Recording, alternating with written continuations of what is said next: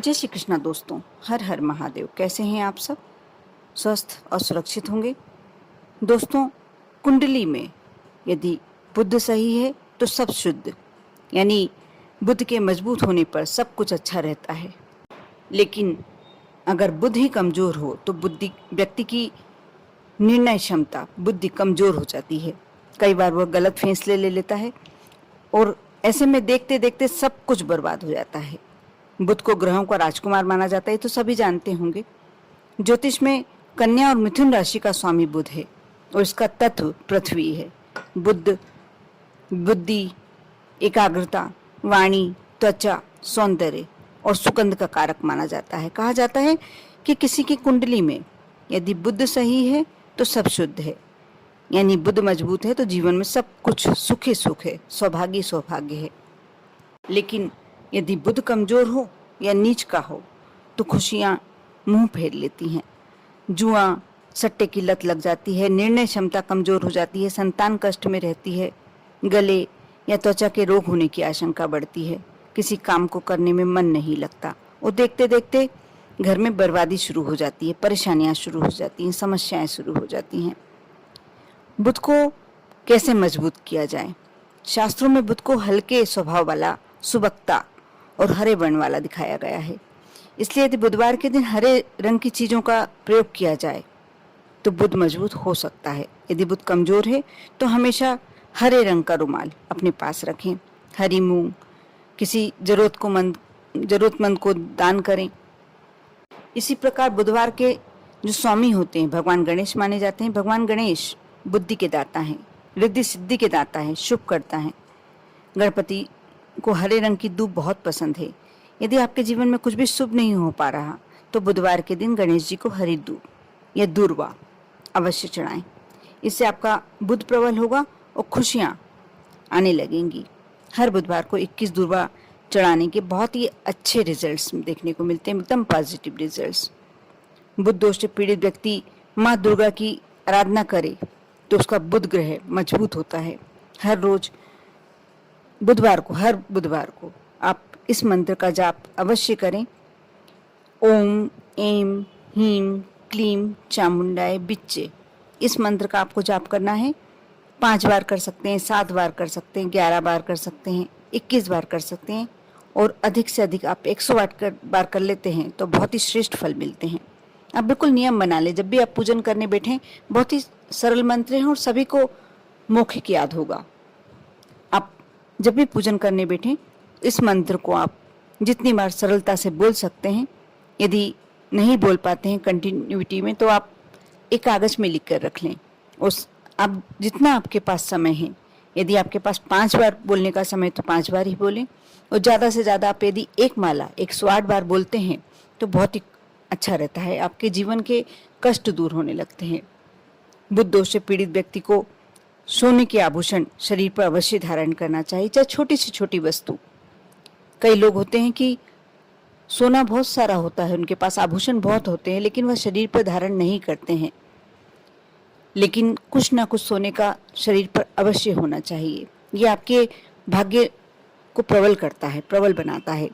साथ ही यदि आप अपने बहुत ही परेशानी में चल रहे हैं, समस्या में चल रहे हैं, तब आप ये कार्य कर सकते हैं। घर की पूर्व दिशा में लाल रंग का झंडा यदि लगाते हैं तो इससे बुध का दुष्प्रभाव घर के पूरे सदस्यों पर हट जाता है और घर में पॉजिटिविटी आती है, नकारात्मक ऊर्जा दूर होती है। सबसे छोटी उंगली जो होती है कनिष्ठा, उसमें यदि पन्ना पहना जाए तो बुध के प्रभाव को, बुरे बुध ग्रह के प्रभाव को दूर करता है।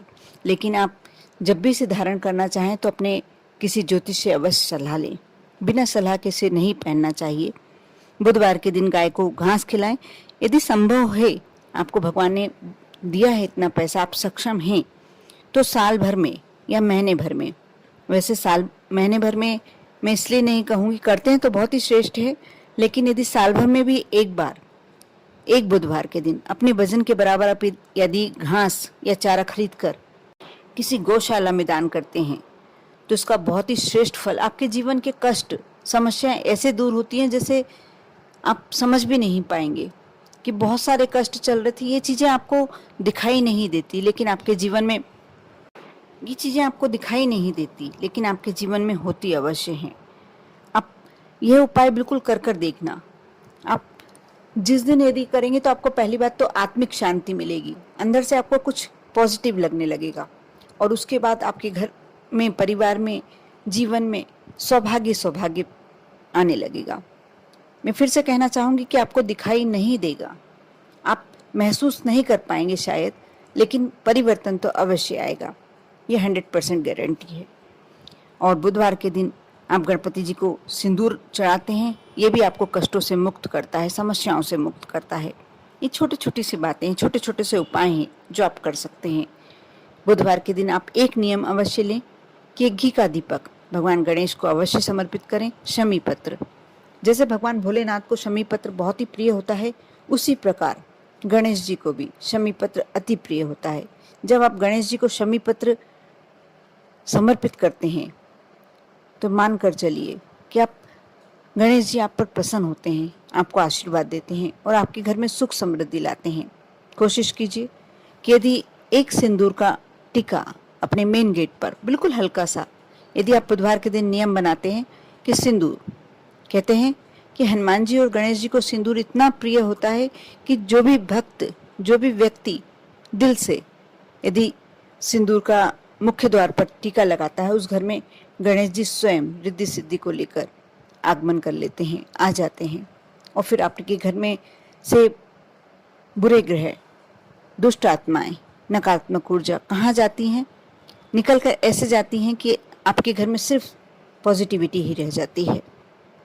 उसी प्रकार स्वास्तिक स्वयं भगवान गणेश का सिंबल होता है।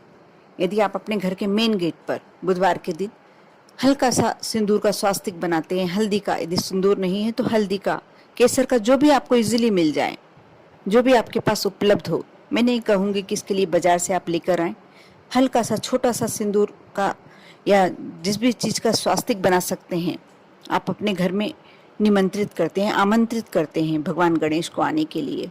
और भगवान गणेश कभी भी अकेले नहीं आते, अपने साथ अपना परिवार, जैसे रिद्धि सिद्धि शुभ लाभ को लेकर आते हैं। और जिस घर में रिद्धि सिद्धि स्वयं भगवान गणेश के साथ पधारे, शुभ लाभ स्वयं आए, उस घर में क्या कष्ट हो सकते हैं? कोई कष्ट नहीं हो सकते, क्योंकि विघ्नों के हरता हैं भगवान गणेश। और रिद्धि सिद्धि तो हम जब अपने से छोटों को आशीर्वाद देते हैं तो यही कहते हैं कि आपके घर में रिद्धि सिद्धि रहे, रिद्धि सिद्धि आए। और शुभ लाभ कौन नहीं चाहता?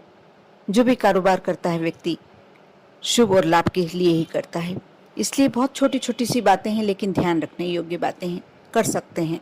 स्वास्तिक का, यदि स्वास्तिक बनाने का आपको कोई बड़ी प्रॉब्लम नहीं है, बिल्कुल 1 मिनट का समय लगेगा, लेकिन आप नियम में बना सकते हैं। भगवान गणेश के मंदिर में, अपने घर में भी गणेश बिठा के रखे हुए, विराजित करके रखें, तो उनके समक्ष आप एक घी का दीपक अवश्य लगाएं।